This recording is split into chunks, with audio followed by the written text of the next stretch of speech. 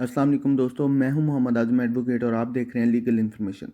आज हम बात करेंगे कि वो कौन सी सूरत होगी कि जब अदालत अपना जो है सवाबदीदी इख्तियारात इस्तेमाल करेगी, या वो कौन से मुआहदात हैं, या वो कौन सी सूरतें होंगी कि जब अदालत जो है उन मुआहदात की स्पेसिफ़िक परफॉर्मेंस से डिनाइल कर देगी, या उस मुआहदात या उन मुआहदात की तमील जो है वो नहीं करवाएगी। तो इसके लिए आज हम पढ़ेंगे section 22 of specific relief act, जो कि है discretionary powers of the court के बारे में। तो आइए दोस्तों पढ़ते हैं सेक्शन 22। तो ये कहता है जी कि discretion as to the decreeing specific performance, कि स्पेसिफिक परफॉर्मेंस की बाबत जो है वो कोर्ट के जो इख्तियार जो है वो सवाबदी जो है उसके बारे में है।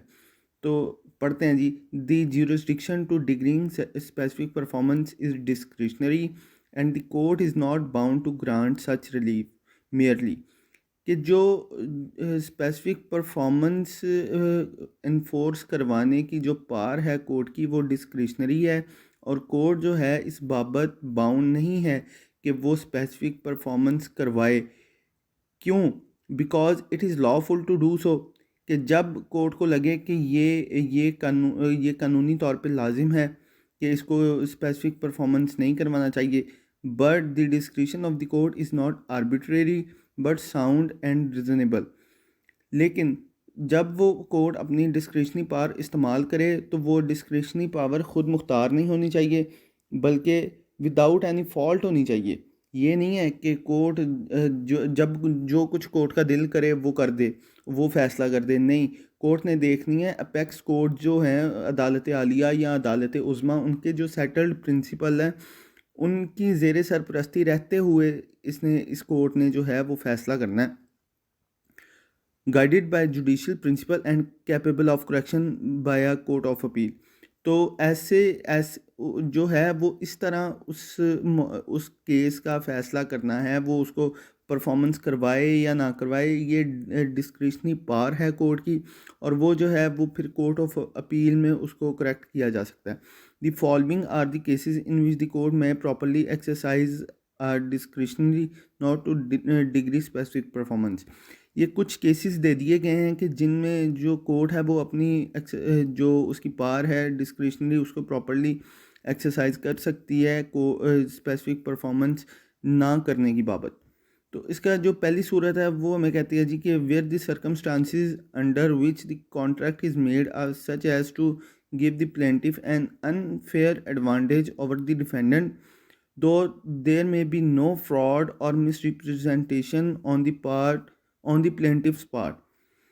जो पहली सूरत है वो कहता है कि जब भी कोई मुआहदा होगा, अगर कोई बंदा उसकी परफॉर्मेंस के लिए अदालत से रजू करता है और अदालत देखती है कि जो बंदा दावा लेके आया है अदालत में, जो प्लेंटिव है, अगर इसकी स्पेसिफिक परफॉर्मेंस करवा दी जाए तो इसको अनफेयर एडवांटेज होगा डिफेंडेंट पे, डिफेंडेंट को लॉस होगा, और प्लेंटिफ को जो है वो एडवांटेज मिलेगा इसकी परफॉर्मेंस पे। लेकिन इसमें ये भी साबित हो कि ना तो प्लेंटिफ ने फ्रॉड किया है और ना ही कोई मिसरिप्रेजेंटेशन की है, तो फिर कोर्ट जो है इससे डिनाइल कर सकती है। वो आगे इलस्ट्रेशन पढ़ते हैं, आपको समझ आ जाएगी। इसकी जो पहली इलस्ट्रेशन है वो पढ़ते हैं जी। A tenant for life of certain property assign his interest therein to B. A जो है वो अपनी पूरी ज़िंदगी के लिए किसी सर्टेन प्रॉपर्टी का जो है वो टेनेंट है, वो जो अपना इंटरेस्ट है उसका वो बी को असाइन कर देता है। C contract to buy and B contract to sell that interest. जो सी है वो राज़ी हो जाता है बी से वो उसका इंटरेस्ट ख़रीदने के लिए। Before the contract is completed, contract के कंप्लीट होने से पहले A receive a mortal injury from the effect of which he dies.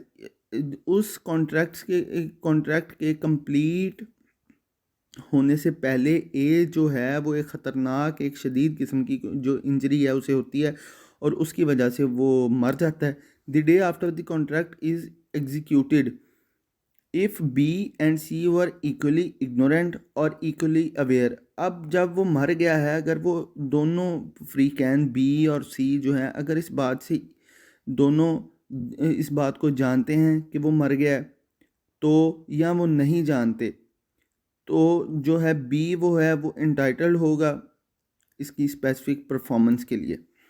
If B If B knew the fact and C did not, specific performance of the contract should be refused to B। लेकिन इसकी दूसरी सूरत ये है कि अगर B को पता है कि वो फौत हो चुका है, जो A है जिसने B के हक़ में वो इंटरेस्ट जो है वो असाइन किया था, लेकिन C जो B से उसका इंटरेस्ट ख़रीद रहा है उसको इस बात का इल्म नहीं है, तो फिर B जो है वो स्पेसिफिक परफॉर्मेंस नहीं करवा सकता, अदालत उसको रिफ्यूज़ कर देगी। इसी तरह आगे चलते हैं जी। इसकी दूसरी सूरत जो है वो कहती है कि where the performance of the contract would involve some hardship on the defendant which he did not foresee, whereas its non performance would involve no such hardship on the plaintiff. अब दूसरी सूरत कहती है कि कोई ऐसा contract कि अगर उसकी परफॉर्मेंस कर दी जाए तो जो डिफेंडेंट है उसके लिए वो हार्ड हो जाएगा, हार्डशिप होगी, जिसको वो पहले से नहीं जानता, जिसका उसे पहले से अंदाज़ा नहीं था वो कॉन्ट्रैक्ट करने जब उसने किया है। तो अगर उसकी परफॉर्मेंस ना करवाई जाए तो फिर जो प्लेंटिव है उसको कोई नुकसान नहीं होगा। अब इसकी जो इलस्ट्रेशन है वो पढ़ते हैं जी। इसकी इलस्ट्रेशन पढ़ते हैं एफ़। अब जो एफ़ है वो क्या कहता है जी? वो कहता है कि हाँ जी, वो कहता है कि A and B trustees join their beneficiary C in a contract to sell trust state to D. A and B जो है वो ट्रस्टी है और उन्होंने एंजॉइन किया है सी को। इन तीनों ने मिलके जो है वो ट्रस्ट प्रॉपर्टी है उसका कुछ हिस्सा जो है वो डी को सेल करने के लिए उससे एग्रीमेंट कर लिया and personally agree to exonerate the estate from heavy incumbrances. जो ट्रस्ट प्रॉपर्टी है वो किसी इन डेप्ट में है वो उसको एक्सोनरेट करवाने के लिए ए बी जो ट्रस्टी है और सी जो है बेनिफिशरी है, इन तीनों ने मिलके ये डिसाइड किया है कि इस ट्रस्ट प्रॉपर्टी का कुछ हिस्सा सेल कर दें डी को, ताकि वो प्रॉपर्टी जो डेप्ट में है उसको एक्सोनरेट करवाया जाए the state from heavy encumbrance to which it is subjected. The purchase money is not nearly enough to discharge those encumbrances, though at the date of the contract the vendors believed it to be sufficient. Specific performance of the contract should be refused to D। अब जो illustration F है वो हमें बताता है कि जो A और B है वो किसी सर्टेन प्रॉपर्टी के ट्रस्टी हैं और जो C है वो बेनिफिशरी है। अब जो वो ट्रस्ट प्रॉपर्टी है वो इन डेप्ट है, वो जो है वो मकरूज़ है, वो प्रॉपर्टी उस पे लोन लिया हुआ है या कोई भी ऐसी सिचुएशन है। तो इन तीनों ने मिलके ये डिसाइड किया है कि उस प्रॉपर्टी का कुछ हिस्सा जो है वो डी को जो है वो सेल कर देते हैं, फिर उससे जो पैसे आएंगे उसको उस उन पैसों के साथ हम इस प्रॉपर्टी को जो है जो बाकी बची हुई प्रॉपर्टी है इन डेप्ट में है उसको एक्सोनरेट करवा लेंगे, उसको छुड़वा लेंगे उससे इनकम्बरेंस से। लेकिन जब उन्होंने कॉन्ट्रैक्ट वो किया है, वो एग्रीमेंट किया है डी के साथ, वो मुआहदा किया है, तब उनको ये अंदाज़ा नहीं था कि ये जो पैसे आएंगे तो ये उन एनकम्बरेंस के बाबत जो हैं वो कम पड़ेंगे। मिसाल के तौर पे जब उन्होंने कॉन्ट्रैक्ट किया है तो उनका अंदाज़ा ये था कि ये 5 लाख तक का है, तो ये हम 5 लाख तक की वो प्रॉपर्टी जो है वो सेल हो जाएगी, वो पैसे आएंगे 5 लाख रुपया, तो वो डेप्ट उनका वापस करके तो प्रॉपर्टी जो है वो एक्सोनरेट करवा लेंगे। लेकिन जब कॉन्ट्रैक्ट हो गया फिर इनको पता चलता है कि ये तो इंटरेस्ट बढ़ बढ़ के जो है वो 10 लाख तक चला गया। अब अगर प्रॉपर्टी सेल भी हो जाती है फिर भी जो ट्रस्ट प्रॉपर्टी है इन डेप्ट में उसको एक्सोनरेट नहीं करवाया जा सकता, उसको नहीं छुड़वाया जा सकता। तो फिर जो है कोर्ट के पास इख्तियार है, अगर डी जाता है स्पेसिफिक परफॉर्मेंस में तो फिर कोर्ट के पास इख्तियार है, वो अपनी डिस्क्रिशनरी पावर इस्तेमाल करेगी और डी को कहेगी कि ये जी क्योंकि ट्रस्ट प्रॉपर्टी है तो इसके लिए स्पेसिफिक परफॉर्मेंस कोड जो है अपना इख्तियार इस्तेमाल करते हुए रिफ्यूज़ कर सकती है डी को। इसी तरह आगे एक और सिचुएशन है वो पढ़ते हैं जी। अब जो सिचुएशन नंबर 3 है, तीसरी सूरत है कि कब जो कोर्ट है वो अपनी डिस्क्रिशनरी पावर इस्तेमाल करते हुए स्पेसिफिक परफॉर्मेंस को जो है वो डिनाइल करेगी। तो the following is a case in which the court may properly exercises a discretion to decree specific performance. अब जो तीसरी सूरत है वो कहती है कि जो कोर्ट है तीसरी सूरत में कोर्ट अपनी जो डिस्क्रिशनरी पावर है उसका प्रॉपर इस्तेमाल करते हुए केस को स्पेसिफिक परफॉर्मेंस उसकी करवाएगी। अब वो कौन सा केस हो सकता है? Where the plaintiff has done substantial act और suffered losses in consequences of a contract capable of specific performance.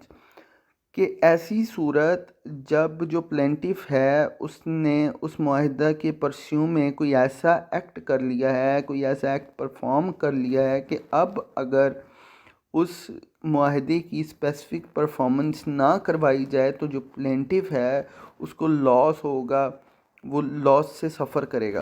तो इसकी इलस्ट्रेशन ए की है, वो पढ़ते हैं जी। A sells land to a railway company. A जो है उसने अपनी जो कोई ज़मीन है वो रेलवे कंपनी को सेल कर दी। Who contracts to execute certain work for his convenience. लेकिन उस मुआहिदा में जो लैंड उसने सेल की है रेलवे को, उनके उस मुआहिदे के साथ साथ उसने कोई और शिक भी लिखवा ली। मिसाल के तौर पे वो उसमें ये भी हो सकता है कि ये जी अगर इस पे कोई काम करेंगे रेलवे वाले या कोई इस तरह का कोई एक्ट परफॉर्म करेंगे तो ये साथ में मेरा रास्ता मुझे क्लियर करके देंगे या कोई मुझे साथ में सड़क बना के देंगे। तो फिर क्या हुआ जी? The company takes the land. Company जो रेलवे कंपनी है उसने वो लैंड जो है वो टेकअप कर ली and use it for the railway, और अपने रेलवे के लिए इस्तेमाल करना शुरू कर दी। Specific performance of a contract to execute the work should be decreed in favour of ए।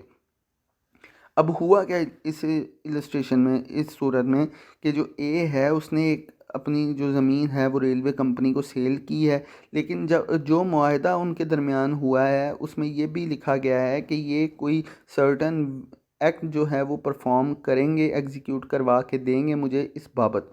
मिसाल के तौर पे जैसा कि मैंने आपको पहले बताया कि उस मुआहिदे में मिसाल के तौर पे ये लिख दिया गया है कि ये जो रेलवे कंपनी है ये मुझे मेरा रास्ता क्लियर करवा के देंगे या साथ में कुछ सड़क बनवा के देंगे। अब हुआ क्या, रेलवे कंपनी ने वो ज़मीन ए से ले ली, टेकअप कर ली, लेकिन जो उनके साथ दूसरा मुआहिदा हुआ था उसी मुआहिदे में दूसरी शर्त रखी गई थी कि वो सड़क बना के देंगे या कोई रास्ता क्लियर करके देंगे। वो उन्होंने नहीं किया, बल्कि सिर्फ लैंड ले ली उससे, ज़मीन उससे ले ली और अपना रेलवे का जो है वो एक्ट परफॉर्म करना शुरू कर दिया। तो जो ए है वो इस बाबत कोर्ट से रजू करता है कि ये जी इन्होंने अपने पार्ट पे जो है वो एक्ट परफॉर्म नहीं किया, मुझे मेरी सड़क बना के नहीं दी या मेरा रास्ता क्लियर करके नहीं दिया। तो फिर कोर्ट जो है इसकी स्पेसिफिक परफॉर्मेंस करवा सकता है, ए के हक़ में डिग्री स्पेसिफिक परफॉर्मेंस की डिग्री कर सकता है।